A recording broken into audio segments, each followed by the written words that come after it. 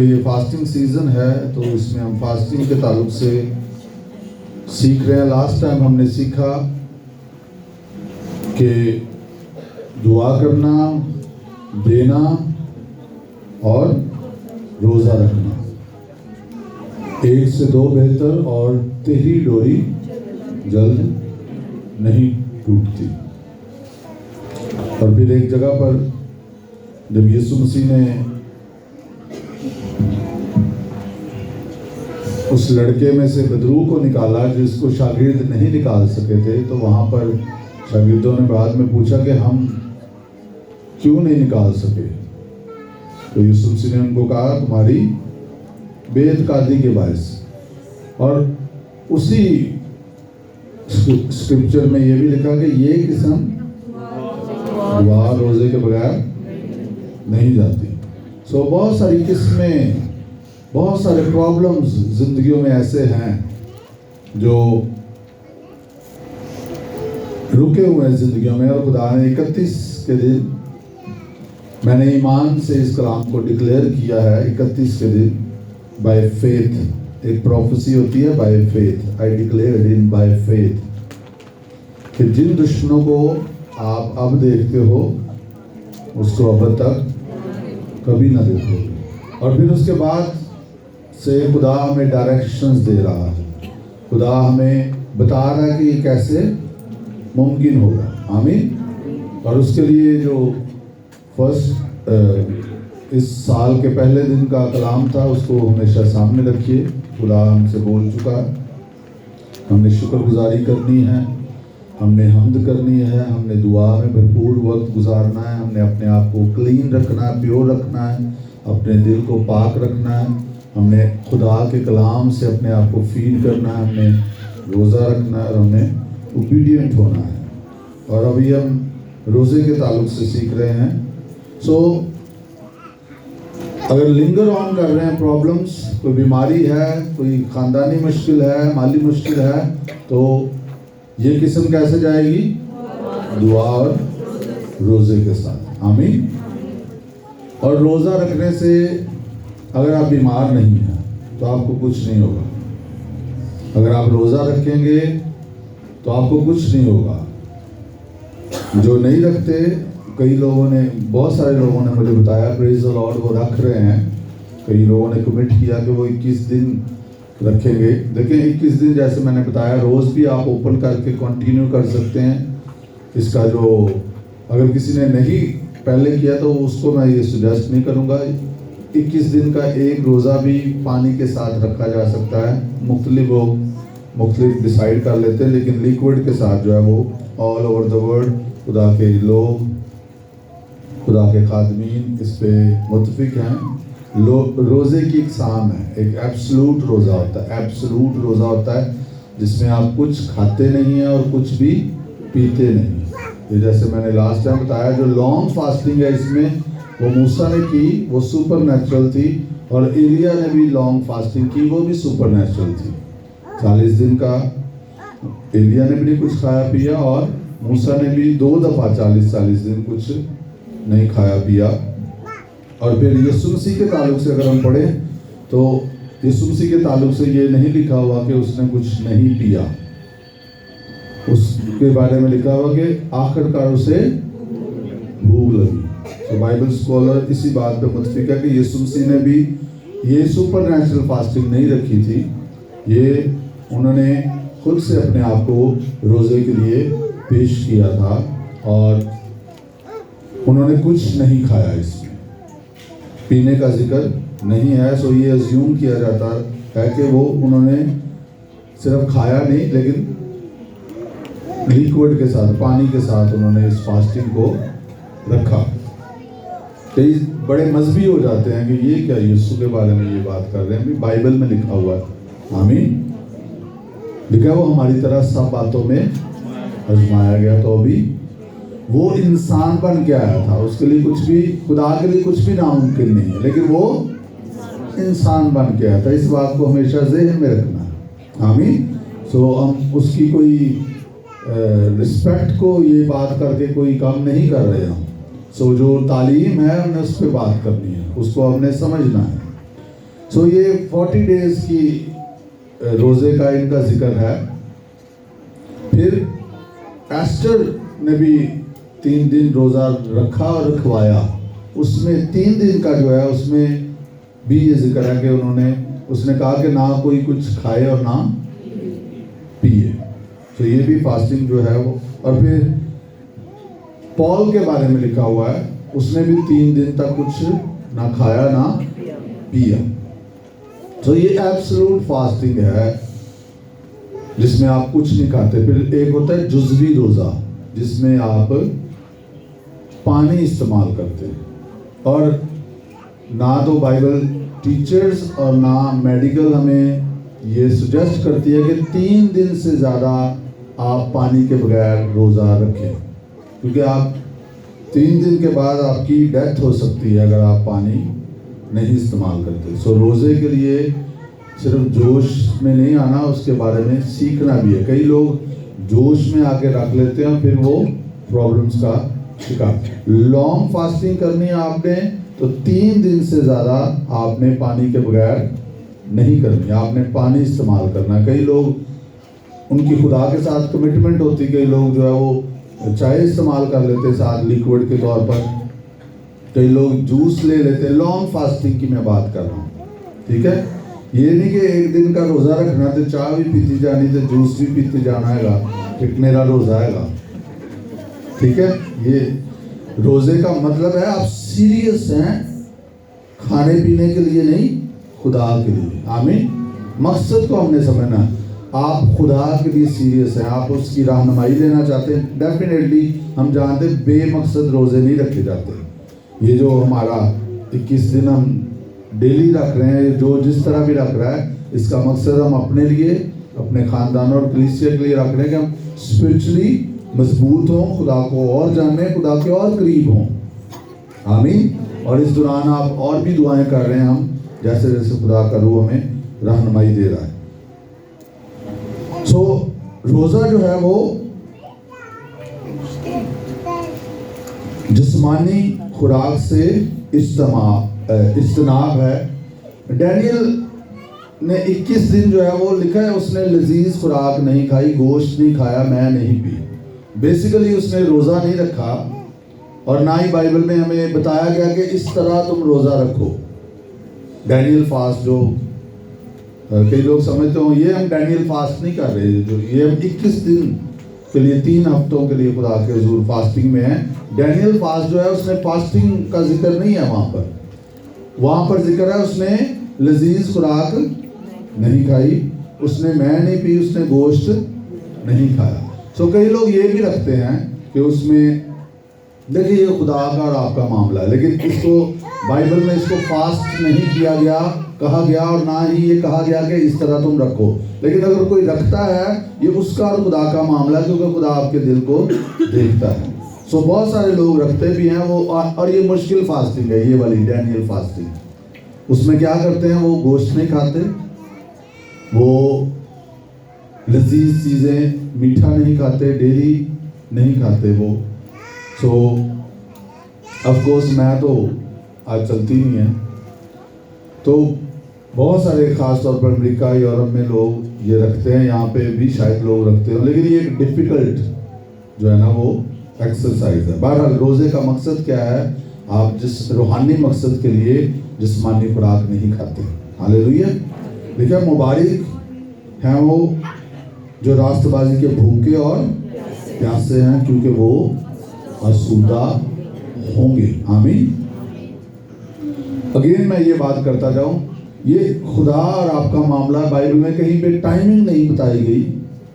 रोज़े का मतलब मैंने आपको बता दिया कि रूहानी मकसद के लिए जिस्मानी खुराक से इज्तनाब करना, ना खाना, लेकिन कोई टाइमिंग नहीं बताई गई कि आपने इतने ही टाइम रखना है।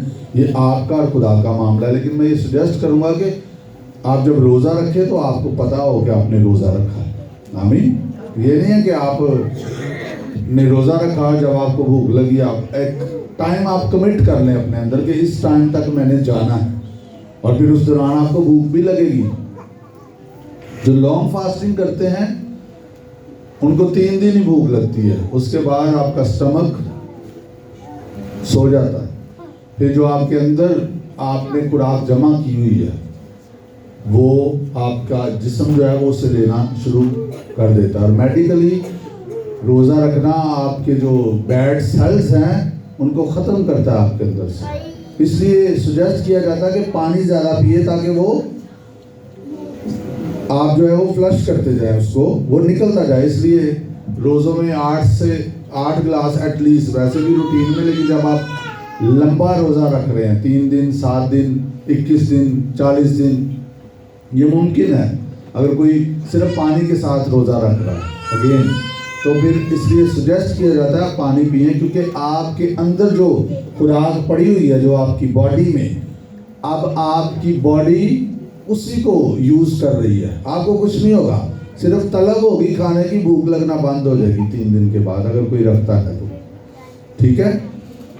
लेकिन अगेन रूहुल कुद्स की रहनुमाई में रोज़े रखें और जोश में आके रोज़े ना रखें। आपका एक ख़ास मकसद होना चाहिए, आप खुदा को सीख कर रहे हैं, आप खुदा को और जानना चाहते हैं, आप खुदा से कोई रहनुमाई ले रहे हैं, आप कोई मुसीबत में फंसे हुए हैं, उसके लिए आप स्ट्रेंथ चाह रहे हैं, दुआ में रोज़े में आप सेपरेट हो रहे हैं, डिस्ट्रैक्शन से अपने आप को अलग कर रहे हैं। एस्टर ने जब ये रोज़ा रखा था तो उसकी कौम एक बड़ी मुश्किल में थी।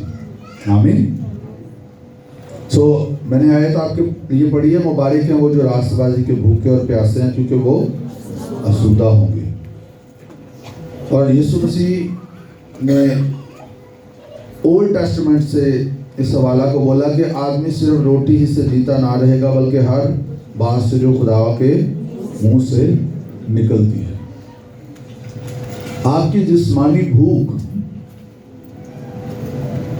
आपकी खुदा के लिए भूख की तरफ जानी चाहिए कि जब आपको जिस्मानी भूख लग रही है, जैसे दाऊद कहता है जैसे हिरनी पानी के नालों को तरसती है, मेरी रूह खुदा की प्यासी है। जब आप फास्टिंग में जाते हैं तो आप के लिए खुराक से बढ़कर खुदा की भूख और प्यास होना शुरू हो जाती है, क्योंकि ये शदीद जिस्मानी ज़रूरत है। जब भूख लगती है तो प्यास लगती है तो हम इस तरफ राग़ब होते हैं, हम ढूंढते हैं। तो इससे भी बढ़कर हमारी भूख और प्यास खुदा के लिए होनी चाहिए। आमीन। और ये मुमकिन नहीं, अगर कोई रोज़े नहीं रखता तो उसके लिए ये मुश्किल बात है कि वो खुदा के लिए भूख और प्यास को समझ सके।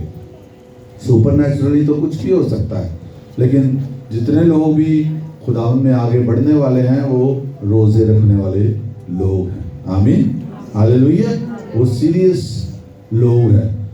और बाज़-औक़ात तो लोग इस कदर नॉन सीरियस हैं कि रोज़े तो रखना बहुत दूर की बात है, वो अपने लिए दुआ भी नहीं करना चाहते। वो कोई ना कोई ढूंढ के रखते हैं, या उन्होंने काफ़ी ज़्यादा लोग ढूंढे होते हैं कि जब मसला हो तो मैंने उसको भी कहना, उसको भी कहना, उसको भी कहना, उसको भी कहना, खुद नहीं करनी उन्होंने दुआ। अभी पिछले दिनों में मुझे एक रिक्वेस्ट आई कि ये मेरा मसला है। मैंने उनको कहा कि आप पहले मुझे ये बताएं, आप खुद दुआ करते हैं, खुद बाइबल पढ़ते हैं, आप किसी चर्च में जाते हैं? मैंने उनसे ये सवाल पूछा कि आपने मुझे जवाब देना, फिर मैं दुआ भी करूँगा। अब वो सबने दुआ करनी, और जवाब क्या आया? हाँ जी, मैं चर्च जाता हूँ, बस। शायद सुन रहे हो तो अपनी जो है वो इस चीज़ को दुरुस्त कर लें। आप खुद दुआ नहीं करते, आप खुद बाइबल नहीं पढ़ते, कब तक दूसरे आपके लिए खड़े होंगे? कब तक आप दूसरों को देखते रहेंगे? खुदा ने दूसरों को आपके लिए मुकर्रर नहीं किया कि दूसरे आपके लिए दुआ करते रहें, दूसरे आपके लिए ईमान को इस्तेमाल करें। क्यों? आप क्यों नहीं कर सकते? तो इसका दुरुस्त होना बड़ा ज़रूरी है। इसलिए लोग जो है वो जगह जगह फिरते रहते हैं।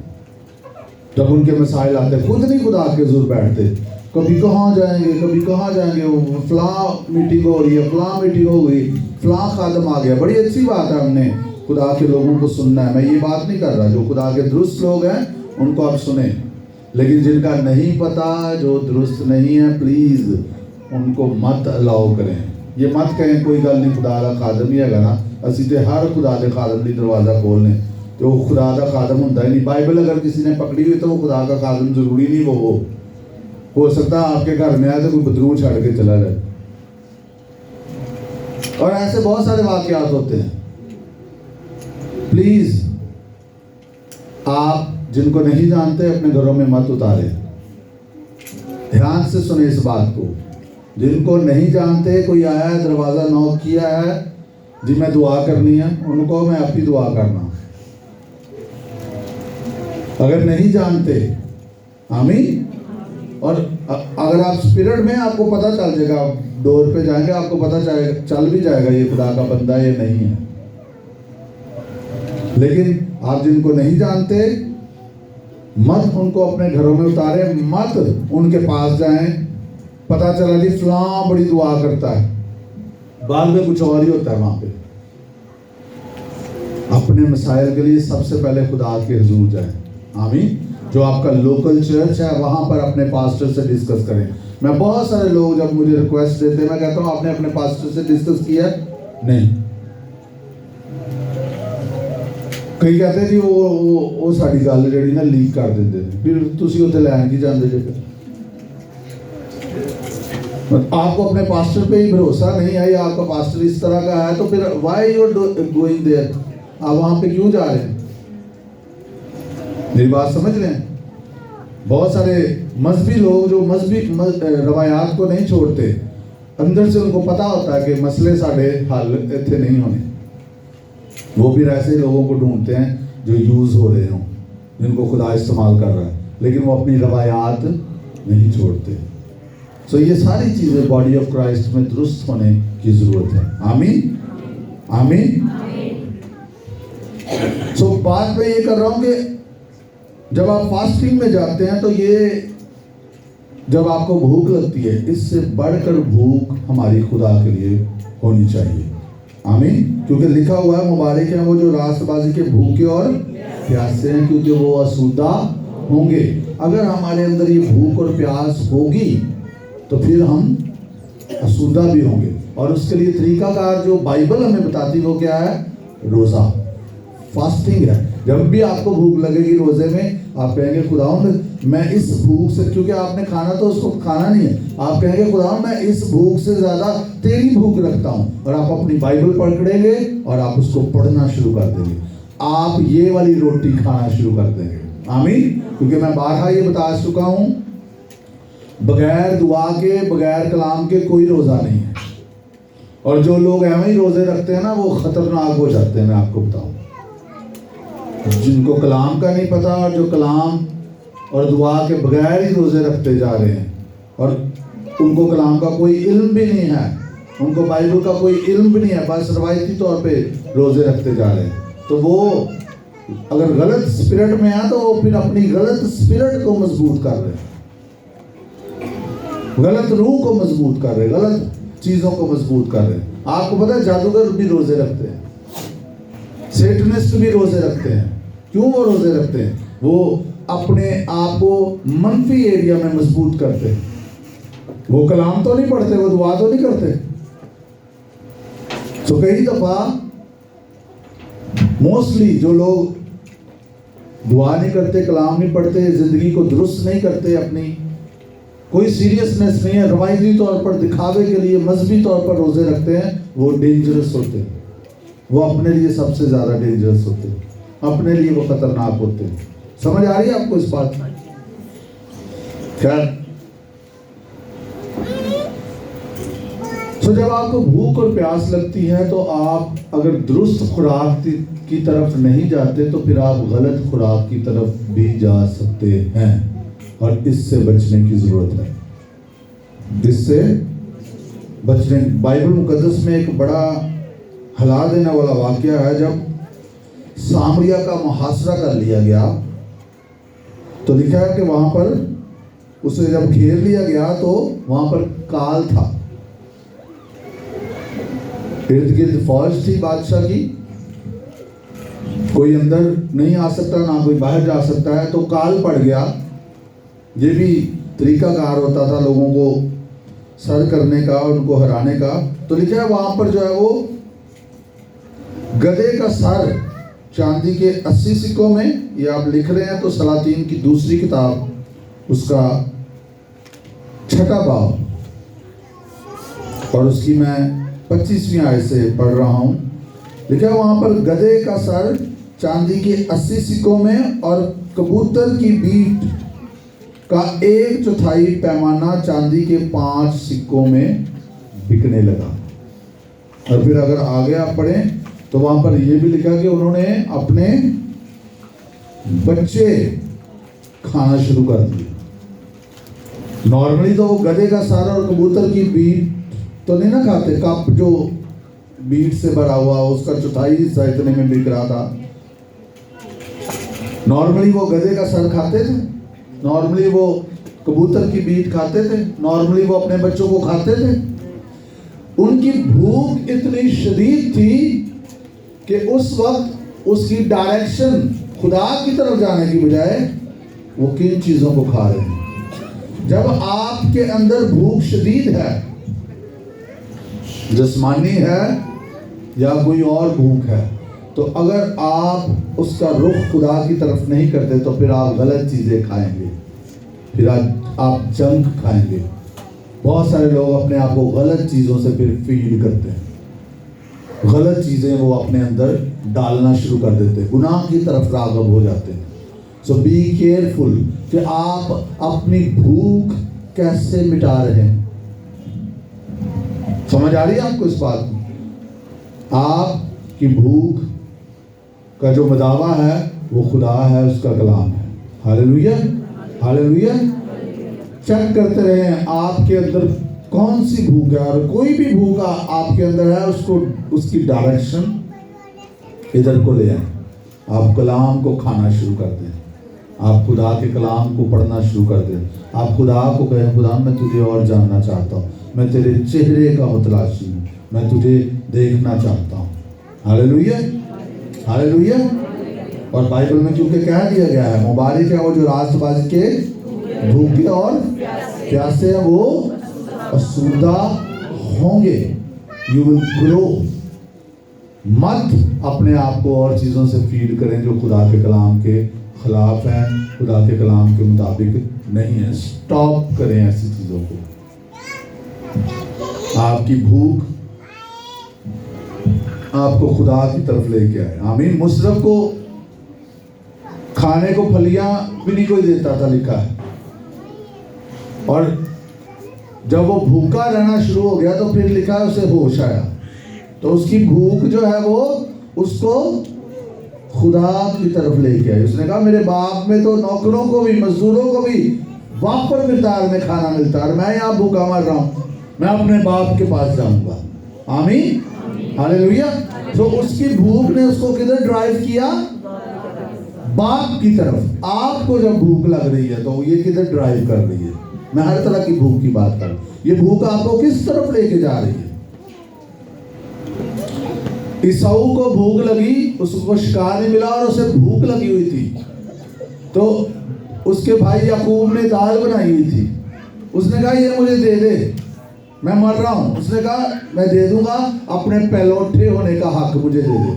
उसने कहा ले, मैं तो मर रहा हूं, मुझे इससे क्या मिलना है? उसने रूहानी बरकत को, पहलौठे होने के हक को खाने के पीछे बेच दिया। हालांकि उसको पहलौठों को डबल पोर्शन मिलता था, उसने इसको नाचीज जाना, इसलिए फिर उसको बरकत भी नहीं मिली, उसको कदर नहीं थी इसकी।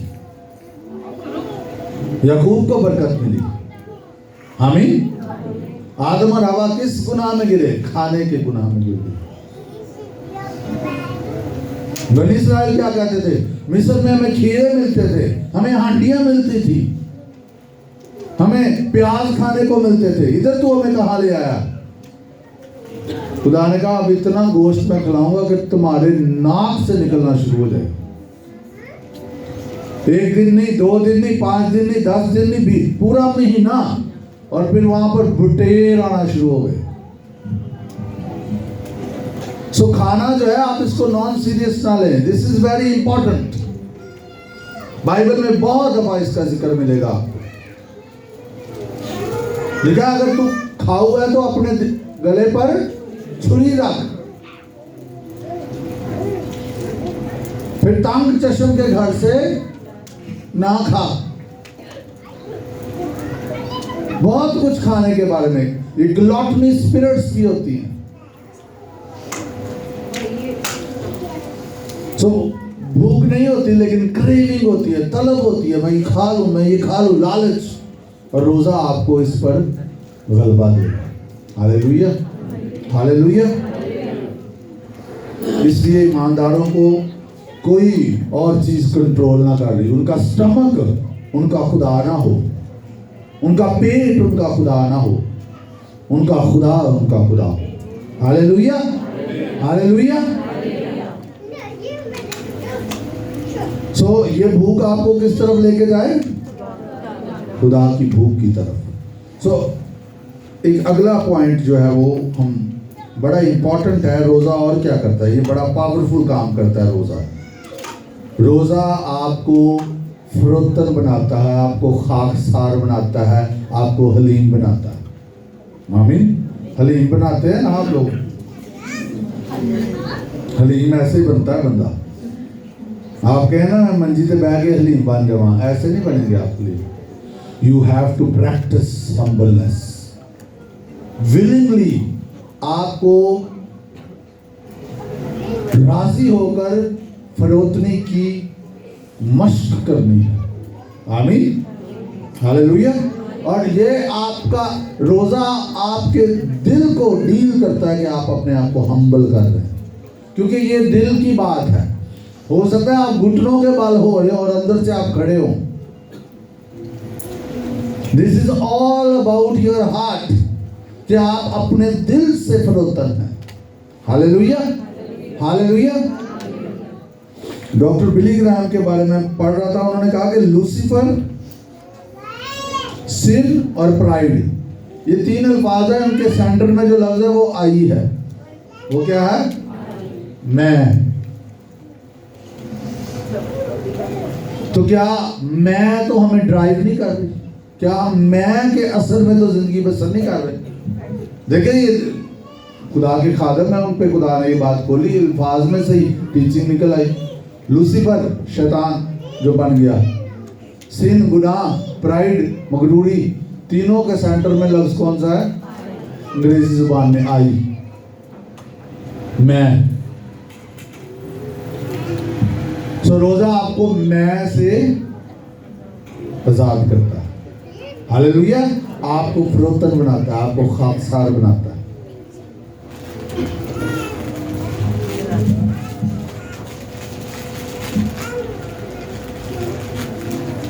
एक हवाला निकालिए मेरे साथ।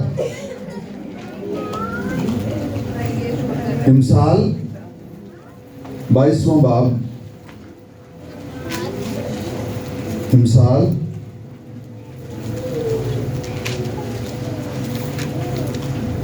22वां बाब और उसकी 4थी आयत। यहां पर लिखा है, सुनिए। दौलत और इज्जत और हयात खुदावंद के खौफ और फरोतनी का अजर है। दौलत, इज्जत और क्या जी? हयात, जिंदगी। ये खुदावंद के खौफ और फरोतनी का अजर है, रिवॉर्ड है। हम्बलनेस का रिवॉर्ड है। अगर आप चाहते हैं आपकी ज़िंदगी में दौलत हो, इज्जत हो, आप ज़िंदगी पाएँ, कसरत की ज़िंदगी पाएँ, तो उसके लिए खुदा का खौफ और फरोतनी, हम्बलनेस बहुत ज़रूरी है। पतरस का पहला खत 5वां बाब, पतरस का पहला खत उसका 5वां बाब और उसकी 5वीं और 6ठी आयत। यहाँ पर लिखा है,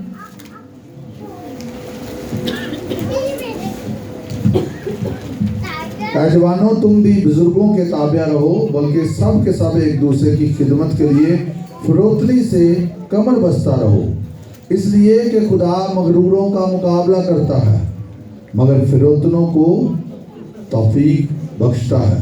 बस खुदा के कभी हाथ के नीचे फरोतनी से रहो ताकि वो तुम्हें वक्त पर सरबुलंद करे। आमीन। आप सरफराज होना चाहते हैं तो सरफराजी से पहले बाइबल में क्या लिखा है? सरफराजी से पहले क्या आता है? फरोतनी आती है। आप आगे बढ़ना चाहते हैं तो आप हम्बल करना शुरू करें अपने आप को, फरोतन बनाना शुरू करें अपने आप को। एक और हवाला देखिए मिसाल की किताब में से 11वां बाब और उसकी दूसरी आयत।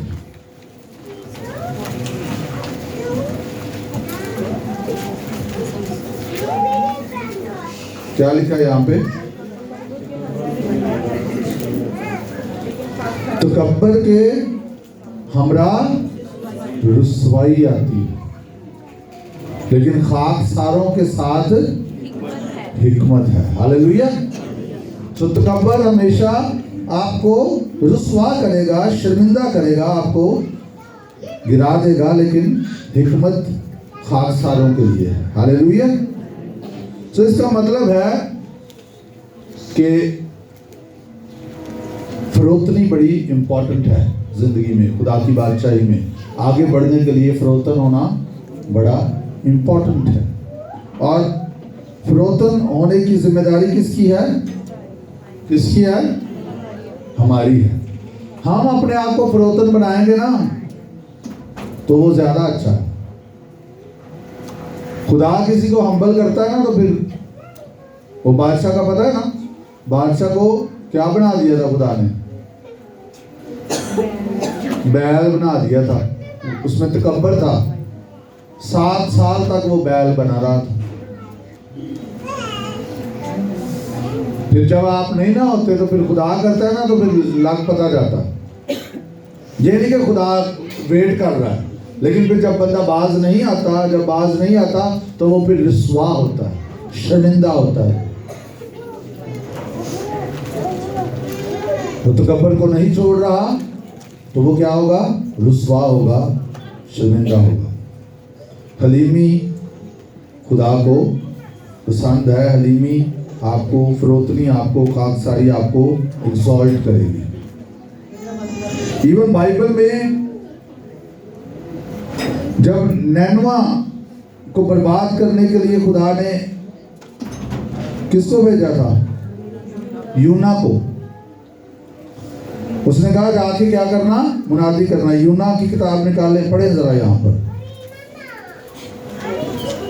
3रा बाब लिखा है, और खुदावंद का कलाम दूसरी बार यूना पर नाज़िल हुआ कि उठ उस बड़े शहर नैनवा को जा और वहां उस बात की मुनादी कर जिसका मैं तुझे हुक्म देता हूं। तब यूना खुदावंद के कलाम के मुताबिक उठकर नैनवा को गया, और नैनवा बहुत बड़ा शहर था।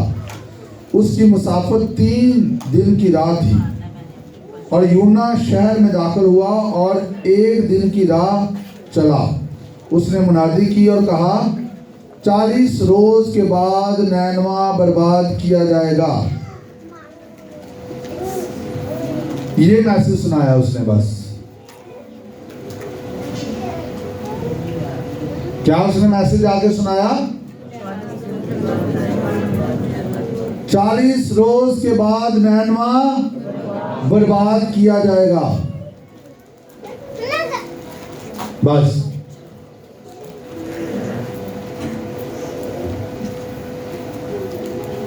बड़ा बाबरकत मैसेज सुनाया।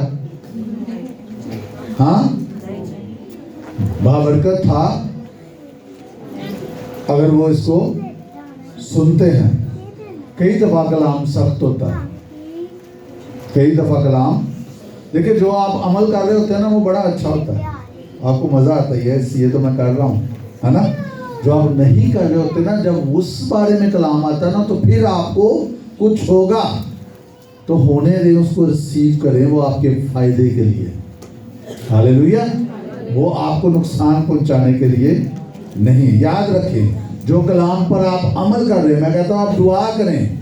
आप अपने अंदर ही कहते हैं, दुआ की फजीलत यहाँ पे बयान करता, आप कहते हो प्रेज द लॉर्ड, मैं तो बड़ी दुआ करता हूँ, लेकिन साथ ही मैं अगले संडे मैसेज सुनाता आप रोजा रखें, तो आपने कभी रोजा रखा ही नहीं है, तो फिर आपको ये कलाम लगेगा, तो कलाम लगेगा तो आप आगे बढ़ेंगे। आमीन, हालेलुया। तो यहाँ पर उसने क्या कलाम सुनाया?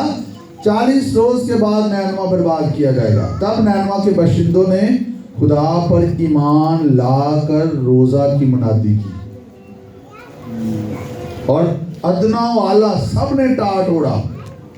और ये खबर नैनवा के बादशाह को पहुंची और वो अपने तख्त पर से उठा और बादशाही लिबास को उतार डाला और टाट ओढ़कर राख पर बैठ गया।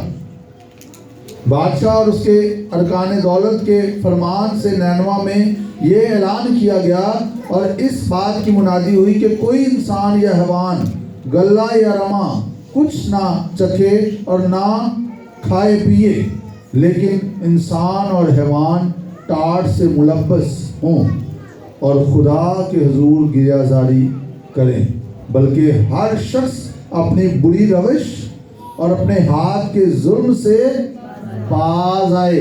सिर्फ भूखे ना रहो, बुरे कामों से, गलत कामों से बाज आए। शायद खुदा रहम करे और अपना इरादा बदले और अपने कहरे शदीद से बाज आए और हम हलाक ना हों। जब खुदा ने उनकी ये हालत देखी कि वो अपनी बुरी रवश से बाज आए, तो वो उस अजाब से जो उसने उन पर नाज़िल करने को कहा था बाज आया और उसे नाज़िल ना किया।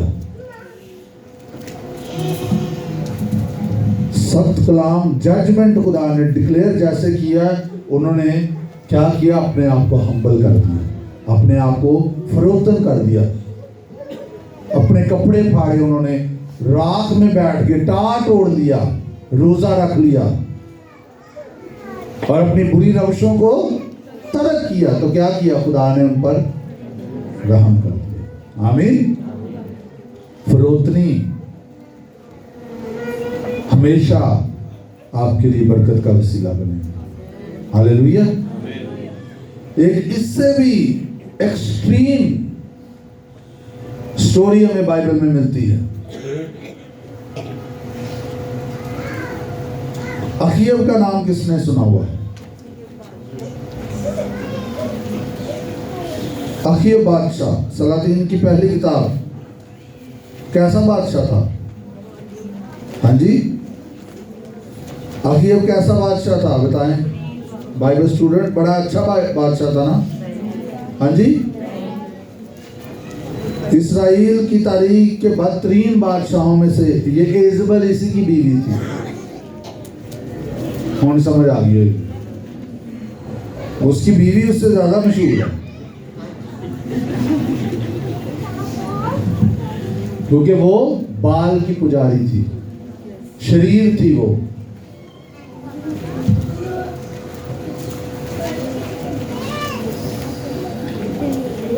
इक्कीसवां बाब 27वीं आयत। लेकिन इससे पहले 17वीं आयत से पढ़ता हूं, सुने इसको जरा। 17वीं आयत से पढ़ते हैं। लेकिन खुदावंद का कलाम एलिया तिशबी पर नाज़िल हुआ कि उठ और शाह इस्राएल अखीयब से जो सामरिया में रहता है मिलने को जा। जो इस्राएल का बादशाह अखीयब था, वो कहाँ पर रहता था? सामरिया में। देख, वो नबूत के पाकिस्तान में है और उस पर कब्जा करने को वहाँ गया है। सो तू उससे ये कहना कि खुदावंद यूँ फरमाता है कि क्या तूने जान भी ली और कब्जा भी कर लिया? सो तू उससे ये कहना कि खुदावंद यूँ फरमाता है कि उसी जगह जहाँ कुत्तों ने नबूत का लहू चाटा, कुत्ते तेरे लहू को भी चाटेंगे। इसने एक शख्स को जो है ना, वो अपनी बीवी के उभारने से उससे खेत मांगता था, उसने नहीं दिया। उसने कहा तू बादशाह है, खेत नहीं तुझे, उसको कत्ल करवा दिया और फिर उसके खेत पर अभी कब्जा करने के लिए आया तो साथ ही नबी आ गया वहां पर। तो आगे क्या लिखा है?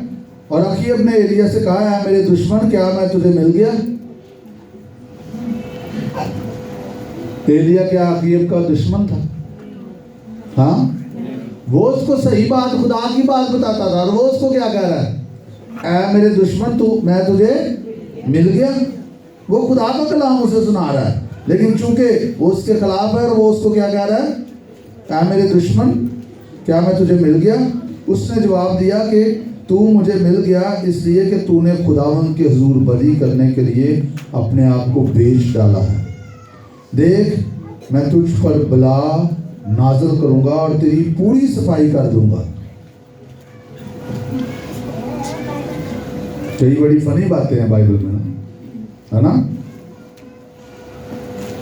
और अखीयब की नस्ल के हर एक लड़के को, यानी हर एक को जो इस्राएल में बंद है और उसे जो आज़ाद छूटा हुआ है, काट डालूंगा और तेरे घर को नबात के बेटे युरबाम के घर और अखिया के बेटे बिशा के घर की मानद बना दूंगा। ये जिन जिन पे आफात नाज़िल हुई हैं उनके बारे में खुदा अब उनको कह रहा है कि तेरा हाल में ये कर दूंगा। उस गुस्सा दिलाने के सबब से जिससे तूने मेरे गजब को भड़काया और इस्राएल से गुनाह कराया।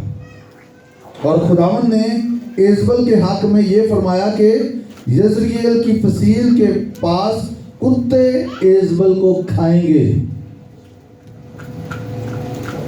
अखीयब का जो कोई शहर में मरेगा उसे कुत्ते खाएंगे और जो मैदान में मरेगा उसे हवा के परिंदे चट कर जाएंगे, क्योंकि अखीयब की मानद कोई नहीं हुआ था जिसने खुदावंद के हुजूर बलि करने के लिए अपने आप को बेच डाला था और जिसे उसकी बीवी एजबल उभारा करती थी। और उसने नहायत नफरत अंगेज काम किया कि अमूरियों की तरह जिनको खुदावंद ने बनी इस्राएल के आगे से निकाल दिया था, बुतों की पैरवी की। तो ये सारा हाल जो है वो अखीयब का यहाँ पर बताया गया है कि वो कितना शरीर था। और ये लिखा है कि उसकी बीवी उसे उभारा करती थी। यहाँ पर जोड़े सुन लें प्लीज, गलत बातों के लिए अपने साथियों को ना उभारें। कई दफा कोई लड़ाई नहीं होती, कोई मसला नहीं होता, सब कुछ ठीक होता है और जब वो इकट्ठे होते हैं मियाँ बीवी तो कोई ना कोई एक दूसरे को उभार देते थे, अगले दिन लड़ाई हो जाती। रिश्तेदारों में कहते चुंगे पले गए सी, कोई गालते खत्म हो गई थी, खत्म नहीं सी हुई, कहा जाके नवे सिरे तो शुरू हुई और फिर वो बातें हुई हैं जो होनी भी नहीं थी। समझ आ रही है आपको? ये गलत उभारना जो है कहाँ पे लेके आ सकता है इंसान को। सो आप चेक करते रहे, मैं ये बात हमेशा कहता हूँ, आप चेक करते रहे आपका साथी किस इन्फ्लुएंस में बात कर रहा है, खुदा के इन्फ्लुएंस में या शैतान के इन्फ्लुएंस में, किस असर में आपका साथी बात कर रहा है। लिसन वेरी केयरफुली, क्योंकि बर्बादी आ सकती है, इससे घरों में बर्बादी आ जाती है, खानदानों में बर्बादी आ जाती है, डिस्ट्रक्शन आ जाती है जब आप गलत बातें अपने साथी की सुनते हैं, इसलिए कि वो आपका साथी है। नो, खुदा का कलाम आपके साथी से बढ़कर है। Hallelujah, hallelujah. मत गलत बातों पर प्रवोक करें, मत उभारे अपने साथी को। और अगर आपका साथी गलत बात कर रहा है तो उसको कलाम की राह से दुरुस्त रास्ते पर लेकर आए, उसे कहें ये ठीक नहीं है। आमीन, हालेलुया। बजाय कि आप उसके साथ गलत बात पे मुतफिक हो जाए, उसे कहें नहीं, कलाम हमें ये नहीं कहता, हमने ये करना है। ये बड़ी इंपॉर्टेंट बात है, पता नहीं कहां कहां पर ये अप्लाई हो सकती। सो मियां बीवी खास तौर पर, और जो भी जहां पर भी यूनिटी है, गलत बातों के लिए मुतफिक नहीं होना आपने। अगर कोई एक गलत बात कर रहा है उसको कहे नहीं, ये कलाम हमारे पास पैमाना क्या है, खुदा का कलाम। पैमाना क्या है, खुदा का कलाम, उस पे मुतफिक हो, कहे नहीं कलाम हमें ये कहता है। हालेलुया। जरूरी नहीं कि आपका साथी जो बात कह रहा है वही सही है, जो कलाम कह रहा है वो सही है।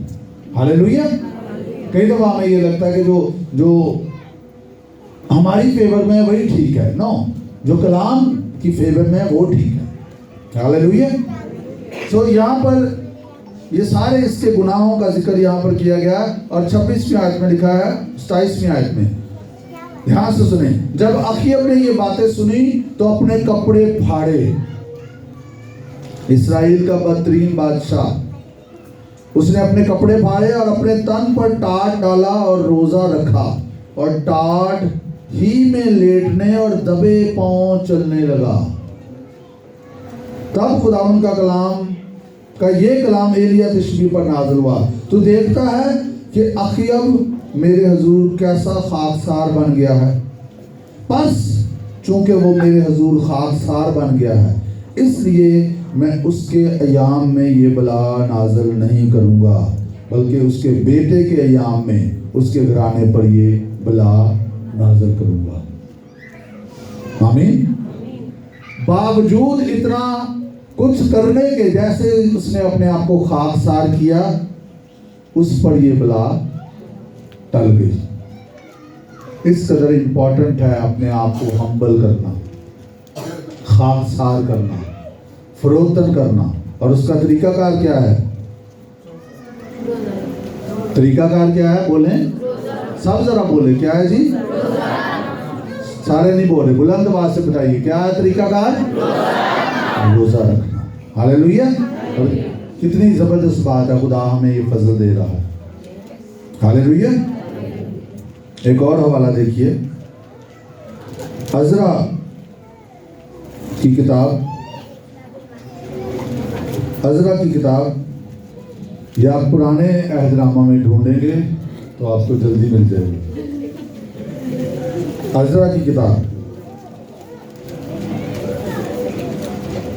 मैं फैमिली में गया, उनको लिए मैं दुआ करने के लिए, मैंने कहा बाइबल पढ़ते हैं, दुआ करते हैं? हाँ जी, बड़े रसूख से उन्होंने कहा। मैं बड़ा हैरान हो गया, मैं कहा दुआ भी करते हैं, बाइबल भी पढ़ते हैं, लगते भी सही ने, तो इनके मसाइल क्यों हैं? मैंने कहा चले लाएँ बाइबल, तो मैंने कोई हवाला बताया, मैंने कहा निकाले, तो घंटा ला छड़े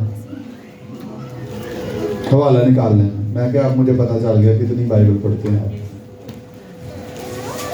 और कईयों को नहीं पता ये बाइबल, उनको हवाला ही नहीं निकाला जाता, पढ़ते ही नहीं है ना, ढूंढते एक दूसरे की तरफ देखते कि ये है कि बोल छड़े है। प्लीज प्लीज उन लोगों की तरफ देखिए जिनके पास बाइबल है ही नहीं, अभी तक भी लोगों को मुश्किल है। या किस तरह स्टडी करें, जरा जाके इंटरनेट पे, आप पढ़ नहीं सकते तो सुने कैसे हम तक बाइबल आई है, ये आसान नहीं आई। विलियम किंडल था ना, विलियम किंडल था ना, किंडेल, उसने जब फर्स्ट टाइम ट्रांसलेट की थी, उसको जिंदा जला दिया गया, जिंदा जला दिया गया था उसको। उसने तर्जुमा किया था बाइबल का। ऐसे नहीं पहुंची हम तक बाइबल, और अगर ये पहुंची है तो हम इसको दिल से लगाएं, इसको पढ़ें, इस पे टाइम स्पेंड करें। आमीन। कई बाइबल्स हमारे घर में पढ़ी होती हैं, और कई ये भी गवारा नहीं करते कि वो बाइबल ले ले, ऐसे भी है, वो रखते ही नहीं है बाइबल, ढूंढते हैं कि फ्री मिल रही, पादरी साहब कोई बाइबल है फ्री, मिल जाएगी आपको, फ्री भी मिल जाएगी, लेकिन क्या आपका रवैया? फजूल खर्ची जहां पे मर्जी कर लेंगे, बाइबल नहीं खरीद सकते आप।